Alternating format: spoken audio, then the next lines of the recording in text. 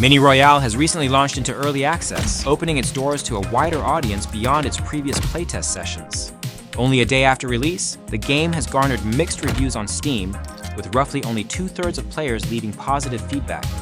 Common criticisms include janky controls, an overwhelmingly sweaty player base, and of course, cheating. While I can confirm that matches often feel sweaty, I haven't personally encountered any cheaters in early access so far, though I did run into a few during the playtests. I have some history with Mini Royale, having played in multiple playtests and creating several videos covering the game back when playtests were held every other weekend. The biggest hurdle back then was the limited player base. With only around 300 or 400 players online during peak hours, lobbies were filled with highly dedicated players, making it difficult for newcomers to break in. Now, at launch, the game has peaked around 4,500 concurrent players. The real question is whether this number will grow as the game gains traction or decline as interest fades. Over time, Mini Royale has steadily improved, but it still has room for plenty of refinement.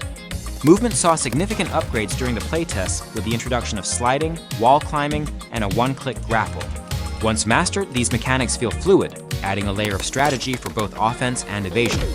This mobility creates a noticeable skill gap among players, rewarding those who can efficiently chain movements together. Gunplay, however, takes some adjustment, especially on a controller.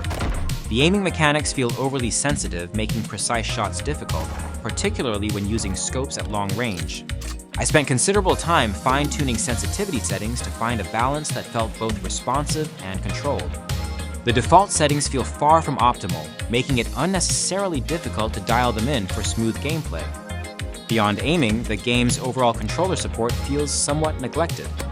The UI for gamepad users is clunky, requiring use of the Steam Deck's built-in cursor to navigate some basic menus. For example, players must manually select the play button to start a game and use the same method to disconnect after a match. This issue also extends to gameplay if you pick up a gun attachment on the wrong gun. You'll need to use the built-in cursor to take it off. Additionally, if eliminated and choosing to spectate, there is no option to leave the match, essentially soft-locking the player until the round ends. Despite these rough edges, it's clear the developers have the Steam Deck in mind. There's even a Steam Deck option under the gamepad type settings. On the performance side, Mini Royale runs impressively well on the Steam Deck. With most video settings on low or medium, the game maintains a steady 60 FPS without noticeable drops. Given its strong performance, free-to-play model, and the relative lack of accessible Battle Royale titles on the platform, Mini Royale has the potential to be a must-download game for Steam Deck users. Since the early access launch, I've primarily played solo mode. Most matches consist of around 24 to 30 players, with each game lasting around 10 minutes, assuming survival into the late game.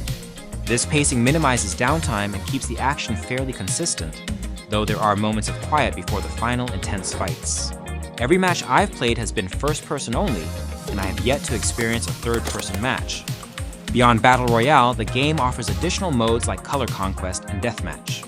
Color Conquest divides players into 4 teams, while Deathmatch is a classic free-for-all mode. During the playtests, these modes didn't stand out as particularly engaging, and from what I can tell, they haven't changed significantly since then. Overall, Mini Royale is a fun game, but it can feel overwhelmingly sweaty at times.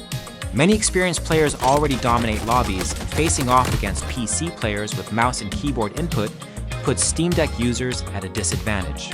That said, I've still managed to secure kills and reach the final showdown in multiple matches. While I haven't clinched a victory in early access just yet, I've come painfully close with several final 1v1 encounters. Have you tried Mini Royale yet? Let me know what you think in the comments, and please hit that subscribe button to help support the channel. Thanks for watching, and I'll see you next time.